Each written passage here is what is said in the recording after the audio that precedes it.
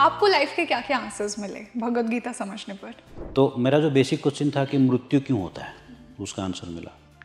मेरा जो क्वेश्चन था कि पुनर्जन्म है क्या, अभी मेरे पापा तो गए, तो वो कहीं फिर से जन्म लेने वाले हैं क्या, मैं मरूंगा तो मेरा फिर से जन्म होने वाला है क्या, मैं ये शरीर नहीं बल्कि आत्मा हूँ, और आत्मा का एक लंबा जर्नी है बियॉन्ड दिस बॉडी जो हम सबको नहीं मालूम। ये शरीर के पहले भी जर्नी था, ये शरीर के बाद भी रहेगा। तो मतलब ये शरीर के पहले कितना शरीर था उसका नॉलेज शायद मेरे पास नहीं है और शायद कभी होगा भी नहीं, और इस शरीर के बाद कितना शरीर और मिलेगा शायद उसका भी नॉलेज मेरे पास नहीं होगा। तो प्रभु जी, आपने फिर क्या जाना भगवद गीता से कि कर्म क्या है, कैसे वो हमें फॉलो करता है हर जन्म में? Bhagavad Gita talks about 5 main topics. Soul मतलब आत्मा, गॉड भगवान, प्रकृति मतलब सृष्टि जो क्रिएशन है, काल टाइम, एंड कर्म। तो कर्म को जानने से पहले ये 4 चीज़ जानना बहुत ज़रूरी है। प्रभु जी, इसी से मैं आपसे कुछ टाइमलेस सीक्रेट्स जानना चाहूँगी भगवद गीता से, जिन्हें हम आज के समय में अपनी लाइफ में अप्लाई कर सकते हैं और लाइफ को और बेहतर और लेस सफरिंग वाली बना सकते हैं। यस, तो लेस सफरिंग अगर करना है तो कर्म कट करना पड़ेगा, कर्म काटना पड़ेगा। तो हमारा सफरिंग का बैकग्राउंड, सफरिंग जो आता है ना पिछले कर्म से आता है। तो अगर हमको सफरिंग कम करना है तो कर्म काटना पड़ेगा।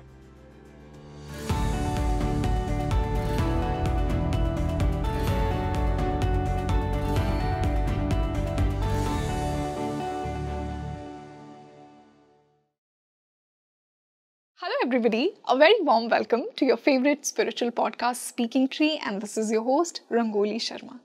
ऐसा कहते हैं ना कि भगवद गीता में जीवन का कोई भी सवाल हो, कोई भी सफरिंग हो, आप उसका एक पेज खोलिए, एक आंसर आपको ज़रूर मिलेगा।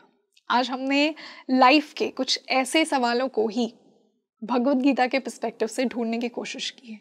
रीइंकार्नेशन क्या है, आपकी सोल जर्नी क्या है, आपका सोल पर्पस क्या है, ये हम आज भगवद गीता की एंशिएंट विजडम से जानने वाले हैं। तो लाइफ में कोई भी प्रॉब्लम आप फेस कर रहे हैं, आई थिंक आज की जो विजडम फ्लो हुई है इस कॉन्वर्सेशन में, उसका जवाब आपको आज मिलेगा। और इसी स्पेशल डिस्कशन के लिए बहुत स्पेशल गेस्ट मेरे साथ जुड़ रहे हैं। आज पहली बार आपसे स्पीकिंग ट्री के माध्यम से वो मिल रहे हैं। I would like to welcome author and spiritual coach Ganga Narayan Das ji. Prabhu ji, welcome to Speaking Tree. Thank you very much. तो आज हम कर्म को भगवद गीता के अनुसार समझने वाले हैं, कैसे कर्म का चक्रव्यूह चलता है, जो पुराने जन्मों के हमारे कर्म हैं उनको कैरी फॉरवर्ड करते हैं। लेकिन उससे पहले कि हम कर्म के कॉन्सेप्ट पे मूव करें, डिटैचमेंट को समझें, मैं आपसे जानना चाहूँगी कि आपकी जर्नी की कैसे शुरुआत हुई इस कॉन के साथ? एक टर्निंग पॉइंट हुआ लाइफ में। 1996 में मेरा फादर एक्सपायर कर गए थे। तो मुझे बहुत सारे क्वेश्चंस आए। आई स्टार्टेड आस्किंग क्वेश्चंस कि कैसे ये हुआ, इसका रीज़न क्या है, क्यों हम कोई मरता है, मेरे फादर क्यों मर गए, क्यों मुझे छोड़ के चले गए। तो एक फादर के लिए अपना फैमिली सब कुछ होता है, राइट। तो उनका तो काफ़ी अटैचमेंट था हम सब के साथ, और अचानक से चले गए, मतलब it was kind of full stop for him in one sense. और हमारे लिए एक सदमा था। मुझे बहुत टाइम लगा वो 4-5 साल लगा to understand the entire concept कि मेरे साथ ऐसा क्यों हुआ। और मुझे क्वेश्चंस आए कि क्यों मृत्यु आता है, मृत्यु हमारे ऊपर क्यों थोपा जाता है। कोई तो मरना नहीं चाहता है, बट अचानक से मृत्यु आ जाता है, या कोई बूढ़ा होकर भी मरता है। बट एनीवेज, हमको एक दिन ये शरीर छोड़ के जाना है। जी बिल्कुल। तो फिर मुझे वहाँ पे लगा कि in a way I am staying in a rented house. मैं एक ऐसा भाड़े के घर पे हूँ जिस घर से मुझे एक दिन लात मार के निकाला जाएगा, बिना मेरा अनुमति का, बिना मुझे पूछे, और मुझे निकाल दिया जाएगा झटके से, राइट। इसका मतलब कुछ तो इसका पीछे कारण है, there has to be some reason. तो जब मैं उसको बैक ट्रैक करके गया, तो then I would find the reason जहाँ से कर्मा का प्रिंसिपल चालू होता है। हर किसी का लाइफ जो चालू होता है, it is starting from a background. वो एक कार्मिक बैकग्राउंड से चालू होता है, पूर्व जन्म का कार्मिक बैकग्राउंड से चालू होता है। तो फिर वहाँ से मुझे कनेक्शन समझ में आया कि हाँ, मेरा कुछ तो हुआ होगा पिछले जन्म में जो मुझे अभी याद नहीं है, जो कि ठीक है, क्यों याद नहीं है वो सब बाद में देखते। बट मुझे याद नहीं है, राइट। तो इन एसेंस की मुझे याद नहीं, लेकिन इतना ये मेरे हाथ में है कि मैं अपना फ्यूचर कैसे बना सकूं। मैं अभी जो करूंगा वो मेरे हाथ में है, मैं क्या चूज करूंगा वो मेरे हाथ में है। तो that way I can create my future. तो फिर उसमें से मुझे समझ में आया कि गीता में से कि मैं क्या क्या करने से I can correct the previous actions. जो भी मैंने पिछले अगर गलती किया होगा उसको अभी मैं ठीक कर सकूं, तो मेरा आगे का जर्नी जो है सुधर सके। तो that is how my journey started and then slowly I got connected with, तो इस्कॉन का गीता मिला तो उसको पढ़ाई किया, कई बार पढ़ाई किया। Then I got connected with my mentor, जिन्होंने मुझे अच्छी तरह समझाया। जो मैं खुद पढ़ के समझ नहीं पा रहा था, वो सारे क्वेश्चंस का आंसर मुझे उन्होंने श्लोक का निकाल के बता के दिखाया। वो कहते हैं ना कि Exactly. भगवत गीता एक ऐसी बुक है जहाँ पर आपकी लाइफ का कोई भी क्वेश्चन हो, आप कोई भी पेज खोलेंगे आपको उसका आंसर मिलेगा। राइट। आपको लाइफ के क्या क्या आंसर्स मिले भगवत गीता समझने पर? तो मेरा जो बेसिक क्वेश्चन था कि मृत्यु क्यों होता है, उसका आंसर मिला। मेरा जो क्वेश्चन था कि पुनर्जन्म है क्या, अभी मेरे पापा तो गए, तो वो कहीं फिर से जन्म लेने वाले हैं क्या, मैं मरूंगा तो मेरा फिर से जन्म होने वाला है क्या, राइट। तो उसका आंसर मिला। तो वो सारा जो चीज़ है वो सब चीज़ Krishna explains in the second chapter, soul के बारे में। That is the first information जो हमको जानना जरूरी है अपने बारे में, कि मैं ये शरीर नहीं बल्कि आत्मा हूँ। और आत्मा का एक लंबा जर्नी है बियॉन्ड दिस बॉडी, जो हम सबको नहीं मालूम। ये शरीर के पहले भी जर्नी था, ये शरीर के बाद भी रहेगा। तो मतलब ये शरीर के पहले कितना शरीर था उसका नॉलेज शायद मेरे पास नहीं है, और शायद कभी होगा भी नहीं। और इस शरीर के बाद कितना शरीर और मिलेगा शायद उसका भी नॉलेज मेरे पास नहीं होगा। लेकिन क्रिएटर पर्सपेक्टिव से, जिन्होंने हम सबको बनाया, उनके पर्सपेक्टिव से देखेंगे तो एक आत्मा जो है एक शरीर से दूसरा शरीर, तीसरा शरीर, ऐसा जैसे हम लोग घर बदलते हैं, जैसे हम गाड़ी बदलते हैं, जैसे हम खिलौना बदलते हैं, उस टाइप से हमारा शरीर बदलता है। लेकिन क्रिएटर पर्सपेक्टिव से देखेंगे तो ये वही आत्मा है। ये वही आत्मा है जो शरीर, मतलब शेर के शरीर में गया, मेंढक में गया, चिपकली में गया, मनुष्य में आया, पेड़ में गया, अलग अलग शरीर के थ्रू होके जा रहा है, लेकिन आत्मा वही है। That was one answer. तो पुनर्जन्म का आंसर मुझे वहाँ से मिला। और मेरा एक और क्वेश्चन था कि हमारे जीवन में इतना कष्ट क्यों आता है, बिल्कुल, क्यों हम सफ़र करते हैं? वाई डू यू सफ़र। तो सफरिंग को समझने के लिए फिर मुझे उसका आंसर मिला कि कर्म के वजह से सफरिंग करते हैं। तो प्रभु जी, आपने फिर क्या जाना भगवत गीता से कि कर्म क्या है, कैसे वो हमें फॉलो करता है हर जन्म में? यस, तो कर्म को जानने के लिए हमको ये 4 चीज़ के बारे में जानना पड़ेगा, जो कि भगवद गीता का मेन टॉपिक्स है। Bhagavad Gita talks about 5 main topics: soul मतलब आत्मा, गॉड भगवान, प्रकृति मतलब सृष्टि जो क्रिएशन है, काल टाइम, एंड कर्म। तो कर्म को जानने से पहले ये 4 चीज़ जानना बहुत ज़रूरी है, क्योंकि ये 4 चीज़ से रिलेटेड है कर्म। तो सबसे पहले हमको जानना पड़ेगा सोल, आत्मा। तो मतलब आप बोल सकते हैं ठीक है मैं जानता हूँ मैं आत्मा हूँ, लेकिन हमारा कन्विक्शन नहीं है। कभी कभी लगता है, किसी ने अगर क्वेश्चन पूछ दिया कि सही में सोल है, तो हमको भी डाउट आता है सही में सोल है, लेकिन वो कन्विक्शन होना चाहिए कि I am not this body, I am the soul. तो उसके लिए हमको वेरी डीप समझना पड़ेगा कि सोल एक्चुअली क्या है, राइट। तो आप बोल सकते हैं ठीक है सोल को तो देख नहीं सकते, कैसे समझ सकते हैं? तो अलग अलग मेथड से, there is logical understanding, there is scientific understanding, and there is scriptural understanding. तो ये 3 मेथड से हमको समझना जरूरी है कि सोल क्या है, राइट। तो फॉर एग्जाम्पल जैसे कृष्ण कहते हैं कि देहिनोस्मिन् यथा देहे कौमारम यौवनम जरा तथा देहांतर प्राप्ति धीरज तत्र न मोह्यति। तो देही कौन है? आत्मा है। जिसका देह है उसको कहते देही। देहिनो अस्मिन् यथा देहे कौमारम, कुमार का शरीर था, यौवनम युवावस्था का शरीर है, वृद्ध तो वृद्धावस्था का, जरा वृद्धावस्था, तो तथा देहांतर प्राप्ति। तो जैसे आपको याद होगा कि मैं बचपन में 5 साल की ऐसी थी, आपका पिक्चर होगा, राइट। आपकी मम्मी ने दिखाया होगा, आपके दादी ने दिखाया, ये देखो ये तुम्हारा पिक्चर है, लेकिन अभी आपका वो शरीर नहीं है, राइट। तो तब में you have a different body now, but you are the same person. आपको याद है 5 साल में आपने क्या किया था, 10 साल में आपने क्या किया था, लेकिन आपका वो शरीर अभी नहीं है। ठीक उसी प्रकार एक टाइम पे ये शरीर छोड़ के आत्मा दूसरा शरीर ले लेता है, तथा देहांतर प्राप्ति। तो देह के अंत में वो दूसरा शरीर को प्राप्त करता है, दैट इज कॉल्ड पुनर्जन्म, और that is called continuation of life, right. तो ये हो गया आत्मा का एग्जिस्टेंस। तो आत्मा का बाकी आप समझ सकते हैं कि जैसे लाइट चल रहा है, मतलब बिजली है, आप सॉकेट में हाथ नहीं डालते देखने के लिए लाइट है कि नहीं, राइट। तो फैन घूम रहा है, लाइट है, बिजली है, that is theory of cause and effect. मतलब इफेक्ट को देख के आप कॉज का असरटेन कर सकते हो। तो मेरा हाथ पैर चल रहा है, डाइजेशन हो रहा है, समझ में आ रहा है, सुन रहा है, सब कुछ चल रहा है, मतलब आई एम एनिमेटिंग, मतलब मेरे अंदर आत्मा है। तो जिस दिन मेरे अंदर से आत्मा चले जाएगा, ये शरीर फ्लैट हो जाएगा, कुछ नहीं कर पाएगा, राइट।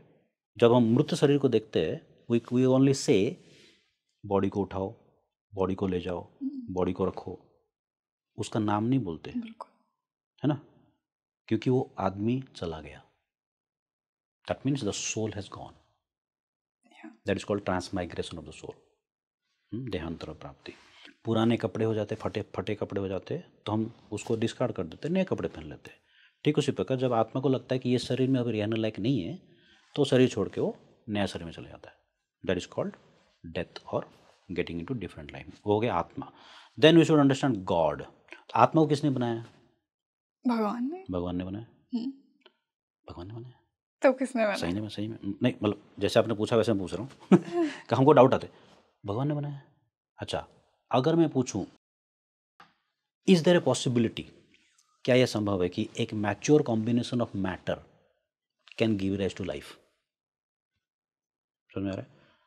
मैं मतलब फॉर एग्जांपल, ठीक है, मैंने अपना पूरा बॉडी का केमिकल एनालिसिस बना दिया और सारा जो एग्जैक्ट प्रोपोर्शन है उसको लाके मैंने एक जगह पे डाल दिया, टेस्ट ट्यूब में डाला या जहाँ पे भी एक जगह डाल दिया, चलो बोलो, आएगा life?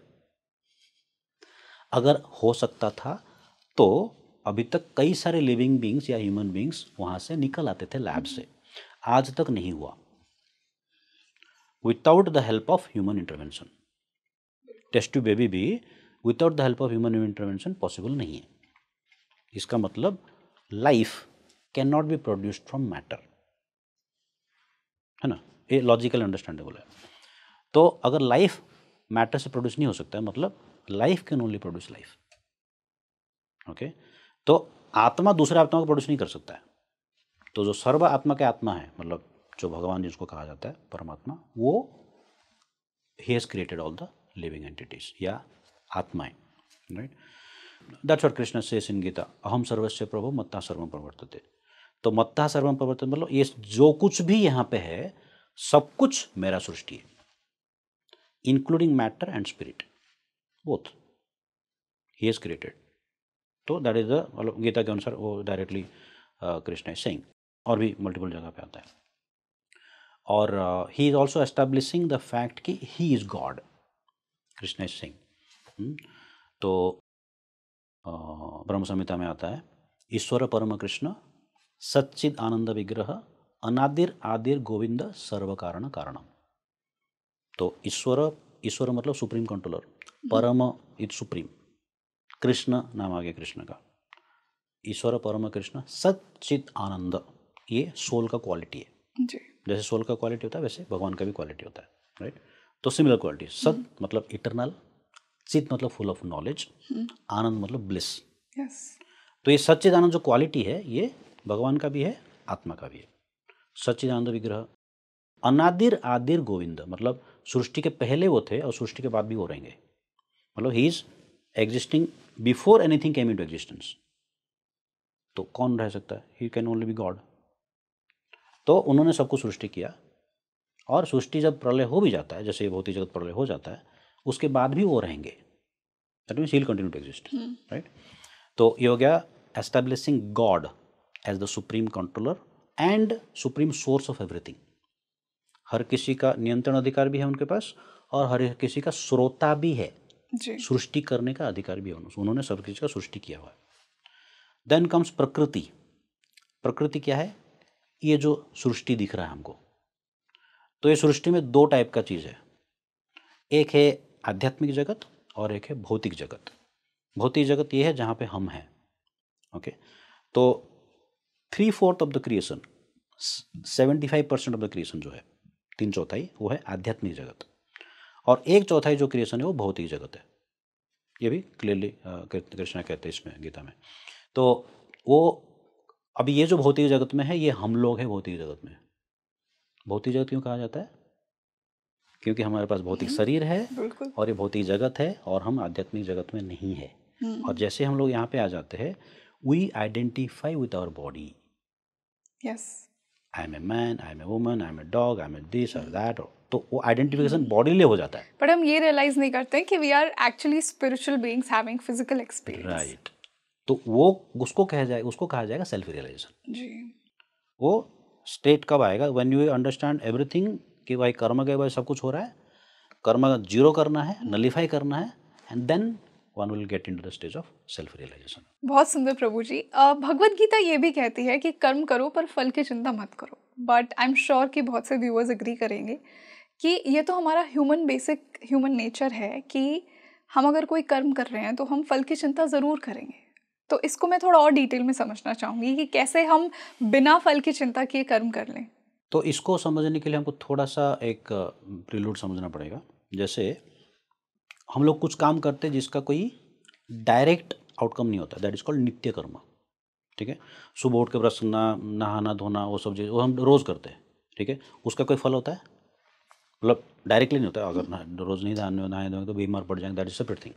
But then that is called नित्य कर्म। नित्य कर्म मतलब जिसको आपको करना ही है, खाना है, सोना है, दीज आर कॉल्ड नित्य कर्म, डेली एक्टिविटीज़। और दूसरा जो होता है दैट इज कॉल्ड प्रोफेशन, नियत कर्म या बोलेंगे उसको, तो जिसको एक हम गोल रख के करते। तो हमको जैसे आपने पूछा कि फल की आशा नहीं करना है, लेकिन गोल को सामने रखना है। It is not about the phal, but it's about the goal. अगर आप गोल सामने नहीं रखेंगे तो आप कहीं आगे बढ़ेंगे नहीं। ठीक है, तो अभी बोल सकते हैं कि वो गोल ही मेरा फल है। नहीं, गोल आपका फल नहीं हो सकता। गोल अलग है, फल अलग है, रिजल्ट अलग है, गोल अलग है। तो जैसे कोई व्यक्ति चाहता है कि उनको वेट कम करना है, तो वेट कम करना इज गोल। ओके, तो वेट कम करने से क्या फल मिलेगा? Now that could be subsidiary thing. तो हाँ ठीक है, सुंदर दिखेंगे, हेल्थ अच्छा रहेगा, दो ज़्यादा thing, but then he is not looking at that. But उनका गोल क्या है? एक गोल है कि मुझे इतना वेट अचीव करना है, तो इतना वेट आ गया तो then I will be normal. तो मैं ये नहीं कहना चाहता, मैं ये नहीं कह रहा हूँ कि फल की आशा नहीं करना है, बट देन फल की आशा मत करो, बट गोल को सामने रखो और गोल के हिसाब से काम करो। You can not B रिलिंक्विशिंग your goal. तो जब ये कहा जाता है ना कि फल की आशा मत करो, प्रॉब्लम आता है अटैचमेंट से। फल से अटैचमेंट इज द प्रॉब्लम। तो क्या होता है, ठीक है, मुझे फल की आशा के बिना मैं कैसे काम करूं? तो मोटिवेशन खत्म हो जाता है। बिल्कुल, मोटिवेशन ही इसलिए आता है क्योंकि हमें वो आउटकम दिख रहा है कि ये मुझे मिलेगा। राइट, तो ये आउटकम नहीं है तो मैं क्यों काम करूं? तो फल की आशा नहीं होगा तो फिर सब लोग बैठ जाएंगे चुपचाप, कोई कुछ नहीं करेगा। तो पॉइंट फल की आशा का नहीं, पॉइंट है अटैचमेंट का।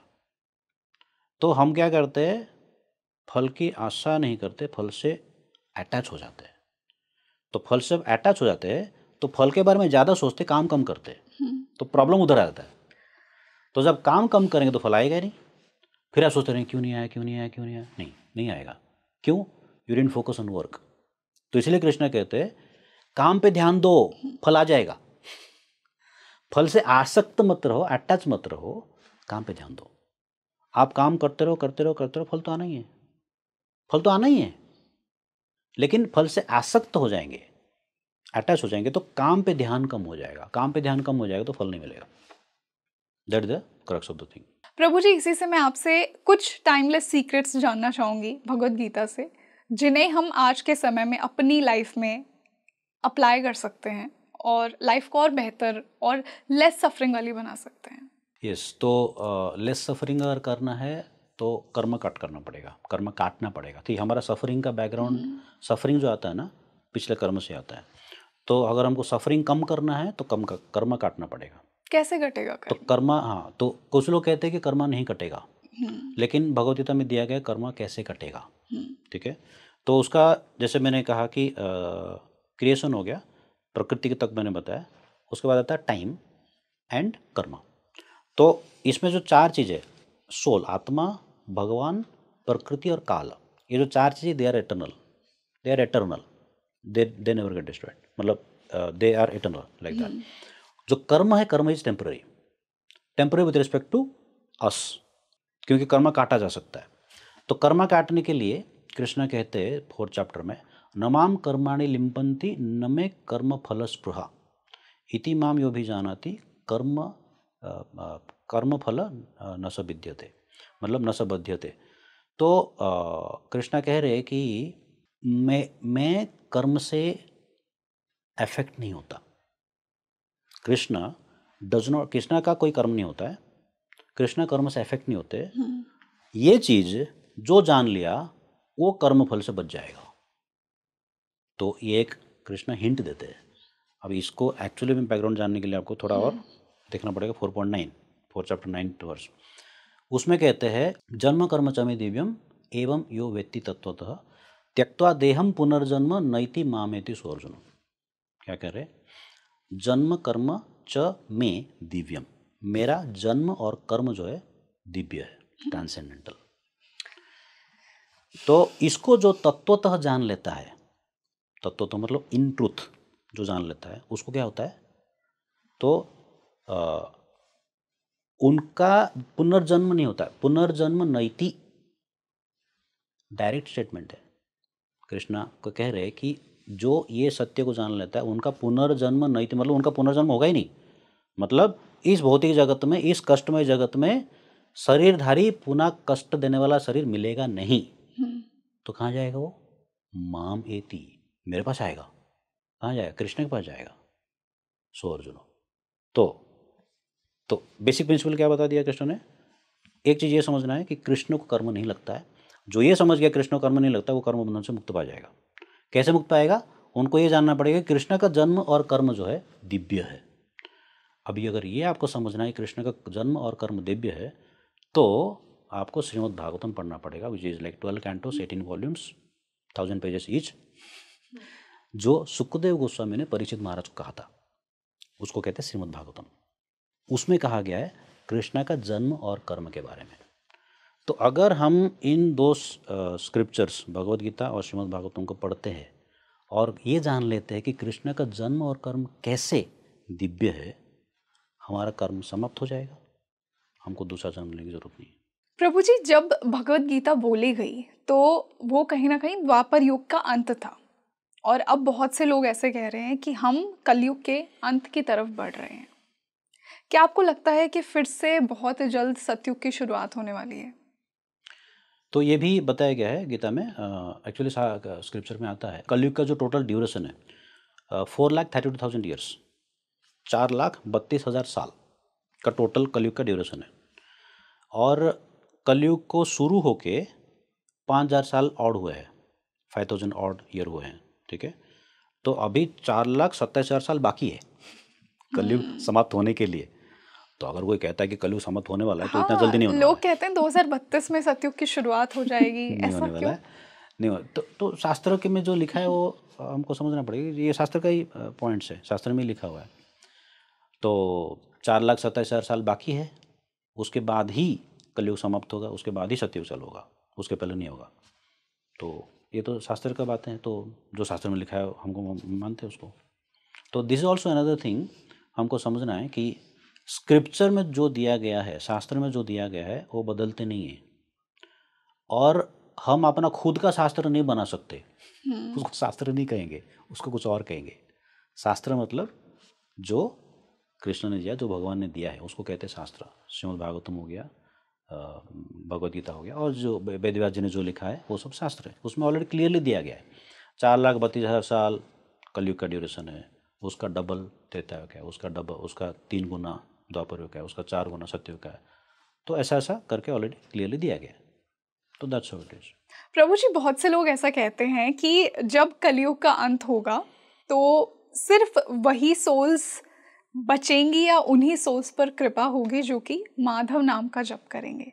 तो इसका मतलब ये है कि जो महादेव के भक्त हैं, जो देवी के भक्त हैं, जो हनुमान जी के भक्त हैं, उन पर कृपा नहीं होगी। इस बात को मैं थोड़ा और समझना चाहूँगी कि कहाँ से ये ऐसी भ्रांतियाँ आती हैं। कृष्ण ने गीता सुनाई और कृष्णा इवन सेकेंड चैप्टर का शुरू में भी कृष्णा को कहा जाता है श्री भगवान उवाच। ओके, तो ये जो भगवान का डेफिनेशन है वो कृष्णा को फिट होता है as per the scriptures also.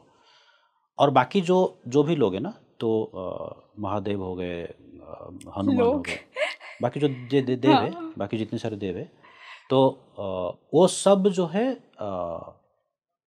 In a वे कृष्णा का सृष्टि है। They are Krishna's creation. Now many people will not agree to that, लेकिन it is there in the I think हर पुराण अपने देवी देवता को ऊपर हाँ, रखती है। तो पुराण के हिसाब से देखेंगे तो वैसा है। ओके, तो इसका मैं एक बैकग्राउंड देता हूँ मैं आपको। व्यासदेव ने 4 वेद लिखे, 18 पुराण लिखे, 108 उपनिषद लिखे, महाभारत लिखा और कई सारे, तो ऐसे कई सारे ग्रंथ लिखे उन्होंने। ये सारे ग्रंथ, अभी आप सोचिए, आपने बुक लिखा है, बुक लिखने के बाद कितना सेटिस्फैक्शन होता है, कोई खरीदता है उसको, you feel lot of satisfaction, right. अभी आप सोचिए, 4 वेद लिखा, 18 पुराण लिखा, 108 उपनिषद लिखा, महाभारत लिखा, ये सब लिखने के बाद वेदव्यास जी के मन में संतुष्टि नहीं था। अभी आपको एक बुक लिखे इतना संतुष्टि हुआ, वेदव्यास जी को इतना सारा लिखने के बाद संतुष्टि नहीं हुआ, तो उन्होंने अपने गुरु को पूछा मेरे हृदय में क्यों संतुष्टि नहीं आ रहा है।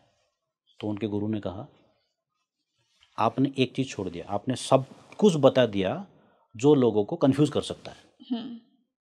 आपने एक चीज़ नहीं बताया क्लियरली जो सबको इस कंफ्यूजन से बाहर निकाल सकता है, और वो है कृष्ण का गाथा, जिसको मैं श्रीमद् भागवतम बताया, जो सुखदेव गोस्वामी ने परीक्षित महाराज को सुनाया, राइट।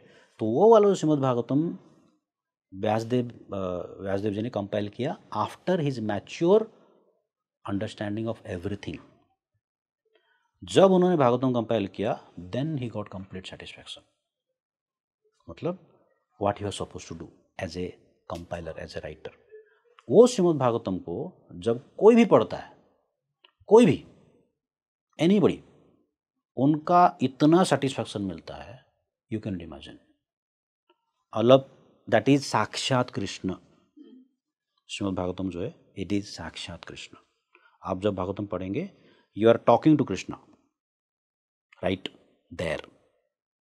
जो आप देखेंगे इस्कॉन में प्रभुपाद का भागवतम सेट है, तो आप कोई भी कैंटो उठा लो, कोई भी पुस्तक उठा लो भागवतम का, you just read 1 page, 2 page, 1 paragraph, 2 paragraph, something, you will feel satisfied. जितना सेटिस्फैक्शन वेदव्यास जी को मिला था वो लिखने के बाद, उतना सेटिस्फैक्शन आपको मिलेगा पढ़ने के बाद। That is the quality of Shrimad Bhagavatam, जिसमें कृष्ण का गुणगान दिया हुआ है, और उसके अंदर क्लियरली बता दिया है, उसके अंदर हर चीज़ का ये आता है, दुर्गा जी का आता है, महादेव का आता है, और बहुत सारे देवी देवताओं का विषय में आता है, सबके बारे में उसके अंदर डिस्क्रिप्शन दिया गया है। और सब जो है, सब लोग, every God is worshipping Krishna there, everyone is worshipping Krishna and they are telling कि he is the supreme personality of Godhead। तो वो अपने मुख से कह रहे कि he is the supreme personality of Godhead। तो ये हर एक का कहना है। तो वहाँ से हमको समझ में आता है कि this is the detail description that is coming up. और जब वेदव्यास जी को उतना संतुष्टि मिलता है और हमको उतना संतुष्टि मिलता है, और भागवतम विल रिवील कृष्णा, भागवतम का इतना पोटेंसी है, वो पुस्तक का, वो ग्रंथ का इतना पोटेंसी है, Bhagavatam will reveal Krishna to you just by reading. तो जो आपने कहा कि माधव का नाम लेना है कि नहीं, क्या ये सच है, तो भागवतम का कंक्लूसिव जो स्टेटमेंट है वो कहते हैं नाम संकीर्तन यस्य सर्व पाप प्रणाशनम प्रणामो दुख समनस तम नामामि हरिम परम। तो हरि का नाम लेना है, तो हरि का नाम माधव भी है, और जो स्पेसिफिकली ये कलयुग के लिए जो नाम बताया गया है, तो वो नारद पंचरत्न पुराण में आता है, फिर कलिचंद्रन उपनिषद में आता है, कई सारे जगह पे इसका रीट्रेट किया जाता है। तो ये वाला जो मंत्र है, हरे कृष्ण कृष्ण कृष्ण हरे हरे, हरे राम राम राम हरे हरे, तो ये वाला जो मंत्र आपने अभी इस्कॉन वाला यही मंत्र बोलेगा, आप बोल सकते हैं, लेकिन ये शास्त्रों के आधारित है, तो हम लोग ऐसा ये नहीं करते। तो it is referred in all the scriptures. तो ये वाला जो श्लोक मैंने बताया 12th कैंटो का लास्ट चैप्टर का लास्ट श्लोक है, तो मतलब भागवतम का एंड श्लोक है। तो एंड श्लोक का क्या बताता है? The conclusive statement. तो वही बताते हैं कि भगवान का नाम लेंगे तो कर्म कटेगा और सारा टाइम का इफेक्ट भी बंद हो जाएगा। मतलब you will be out of this zone, this realm.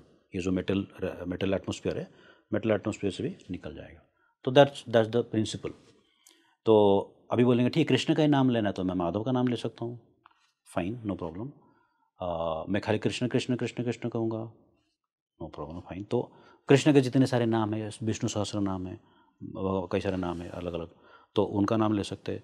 लेकिन जो स्क्रिप्चर जो बताते हैं ये हरे कृष्ण महामंत्र का, दिस कॉल्ड द महामंत्र। महामंत्र means the top most of the top, सबसे श्रेष्ठ कहा जाता है। तो वंस समबडी चैंट्स दिस, कर्मा कटेगा, सब कुछ समाप्त हो जाएगा। मतलब आपका जो ये जो शरीर जो बना है, जो जिस कर्म से बना है, जैसे हम लोग 3 गुणों से प्रभावित होते हैं, सत्व रजस तमस, राइट, पैशन, गुडनेस, इग्नोरेंस। तो ये 3 गुणों से प्रभावित से भी बाहर निकल सकते हैं बाय चैंटिंग दिस मंत्र। जैसे मैंने कहा कि इमोशंस जो हमको अफेक्ट करते हैं वो भी कर्म से रिलेटेड है, वो भी कटेगा। You can control better your emotions when you chant this मंत्र। लेकिन आप ये नहीं बोल सकते कि भाई चलो ठीक है मैं चैंटिंग करता हूँ, झाड़ू नहीं लगाऊंगा। गिव मी एन एग्जांपल, मैं चैंटिंग करूँगा और जॉब नहीं करूँगा। अभी हम वो स्टेज पे नहीं है, हमको वो सब करना है प्लस चैंटिंग को ऐड करना है, या जो नाम लेना है भगवान का उसको ऐड करना है। तो जब हम वो स्टेज पे पहुँचेंगे, सेल्फ रियलाइजेशन के स्टेज पे पहुँचेंगे, तब आप जॉब भी नहीं किया, झाड़ू भी नहीं मारा तो चलेगा। मतलब if you don't do any activities it is okay. लेकिन अभी उसका इमिटेट हम नहीं कर सकते, we are not in that stage. तो it is a progressive thing, it will slowly you will progress. तो जैसे जैसे हम प्रैक्टिस करते करते करते जाते हैं, हमारा कर्म जैसे धीरे धीरे धीरे धीरे करते करते जाता है। तो आई हैव सीन पीपल, जो लोगों ने इसको प्रोलॉन्ग्ड टाइम तक प्रैक्टिस किया हुआ चैंटिंग का, उनका क्रॉनिक डिजीजेस दे सबसाइड, उनका इफेक्ट सबसाइड हो जाता है, उनका डेली एक्टिविटीज़ में उतना ट्रबल नहीं होता है। जो उनको रेगुलरली पेन होता है, whatever kind of pain, वो पेन सबसाइड होता है। तो मतलब दिस और मेटेरियल साइड, ठीक है, जो फिजिकल में बता रहा हूँ। But the best benefit of this is that we can please Krishna. But Prabhu ji, यहाँ से मेरा वही सवाल आता है कि सिर्फ कृष्ण का मंत्र ही क्यों, महादेव का क्यों नहीं, देवी का क्यों नहीं, और देवी देवताओं का क्यों नहीं? तो ये सब प्रोग्रेसिव है। तो जैसे मैंने कहा कि एक स्टोरी आता है भागवतम में जिसमें महादेव सती का जो पास टाइम होता है, अगर आप सुना होगा तो। हाँ हाँ बिल्कुल। तो उसमें भी वो वाला पास टाइम में भी महादेव जो है इज वर्शिपिंग कृष्णा, वो उसका एंड, उसका पास टाइम का एंड में। तो जितने सारे देवी देवताएं हैं उन सब का आराध्य देव है कृष्ण। मैं नहीं कह रहा हूँ, शास्त्र कह रहे हैं, राइट। तो ऐसा नहीं कि मैं कहूँगा तो कुछ सत्य होने वाला है, तो शास्त्र के अनुसार यही है। तो जो शास्त्र के अनुसार है, हम we are just I am just quoting shastra, I am just referring that. तो अगर आप कहेंगे कि ठीक है देवी के लिए क्या है, तो देवी के लिए आप उनका भी रेफरेंसेस है, I can give that. Mahadev के लिए तो महादेव का भी रेफरेंसेस है। तो जितने सारे, अभी गणेश जी का है तो गणेश जी का भी रेफरेंसेस है, हर एक का रेफरेंसेस है। तो all that there in the scriptures. तो वो सब रेफरेंस को अगर आप लेंगे तो then they are all worshipping Krishna. तो कृष्ण सबके आराध्य देव है। तो कृष्ण सबके आराध्य देव है, और कृष्ण इज द, जैसे मैंने कहा कि 10 चैप्टर 8 वर्स में आता है, अहम सर्वस्य प्रभवो मत्ता सर्वम प्रवर्तते। मतलब सब कुछ मैंने सृष्टि किया है। तो इट इज नॉट ऑडेसियस स्टेटमेंट, गर्व वाला स्टेटमेंट नहीं है, ये रियलिटी है। अगर आपने बोला कि ये घर मेरा है, कोई बोलेगा कि ये कितना गर्व से बोल रहा है मेरा घर, ना गर्व से बोलेगा ना मेरा घर तो नॉर्मल, राइट। ये मेरा गाड़ी है तो मैं बोलूँगा मेरा गाड़ी, क्योंकि मेरा गाड़ी है। तो अगर कृष्ण कहते हैं कि मैंने सृष्टि किया है तो उन्होंने सृष्टि किया है, उसमें कोई मतलब there is no second opinion, and everybody is proving that it can be proved also through the scriptures. तो प्रभु जी, जाते जाते आप हमारे व्यूअर्स को क्या मैसेज देकर जाना चाहेंगे उनके कर्म को क्लियर करने के लिए? आप जहाँ कहीं भी है तो आप ये मत सोचो कि मैं अभी कौन सा स्टेज पे हूँ, ठीक है। जहाँ कहीं भी है, start action. Start taking action. आपका अगर फेथ जहाँ भी है, आपका फेथ महादेव में है, महादेव को चालू करिए। आपका फेथ दुर्गा में है, वहाँ से चालू करिए। आपका फेथ कृष्ण में है, वहाँ से चालू करिए। आपका फेथ जहाँ पे भी है, कंटिन्यू विद दैट। और ये प्रोग्रेसिव है। मैं मेरा खुद का एग्जांपल देना चाहूँगा। 1995 मेरा फर्स्ट ईयर मैंने ज्वाइन किया था यूनाइटेड रौकला में। तो उस साल मैंने डिसाइड किया था मैं 16 सोमवार करूँगा। तो मैंने रौकला में रह के फर्स्ट ईयर में मेरा 16 सोमवार किया। सेक्टर 2 में महादेव का मंदिर था। हर सोमवार को मैं पूरा दिन फास्टिंग रखता था। हर सोमवार को मंदिर जाता था साइकिल चला के, वहाँ पे मैं पूरा दिन रहता था। और मतलब आपको अपना क्लासेस करते शाम को जाता था, करके जो भी चढ़ाता था और ये करके आता था। तो कंटिन्यूस मैंने 16 सोमवार किया। सेकेंड ईयर में आई got connected with Krishna devotee. हाँ, वो कहते हैं ना कि महादेव आपको हाथ पकड़ के कृष्ण की ओर लेकर जाते हैं और कृष्ण आपका हाथ पकड़ के महादेव की ओर लेकर जाते हैं। तो ये मेरा खुद का एक्सपीरियंस रहा है कि महादेव ने खुद से मुझे लेके गए कृष्ण के भक्त के पास। और 95 का बात ये मेरा हो गया। 96 में मेरा फादर एक्सपायर कर गए, और मेरा फादर एक्सपायर करने के बाद वो पूरा जो कनेक्शन है एक के बाद एक जुड़ता गया। And then I got finally connected to Krishna. बहुत सुंदर गुरुजी, thank you so much for joining us today. Thank you very much for the invite and it was a very nice talking to you. आपसे बात करके बहुत अच्छा लगा। Same है प्रभु जी। तो आप मुझे कमेंट सेक्शन में बताइए कि आपको आज का ये पॉडकास्ट कैसा लगा। आपने भगवद गीता पढ़ी है? आपको लाइफ के किन बड़े सवालों के जवाब मिले हैं? आपकी क्या अंडरस्टैंडिंग रही है? ऐसा कहते हैं कोई भी बुक, कोई भी ग्रंथ, आप जब डिफरेंट समय में उसे पढ़ते हैं, एक अंडरस्टैंडिंग चेंज हो जाती है, क्योंकि हमारा पॉइंट ऑफ व्यू लाइफ को देखने का, खुद को देखने का बदल जाता है। आई होप आपके बहुत से सवालों के जवाब आपको आज के इस पॉडकास्ट में मिले हों, और यूं ही स्पीकिंग ट्री के माध्यम से मैं आपके लिए ऐसे इंसाइटफुल डिस्कशंस लेकर आती रहूंगी। This is your host Rangoli Sharma. I see you in another podcast. नमस्ते।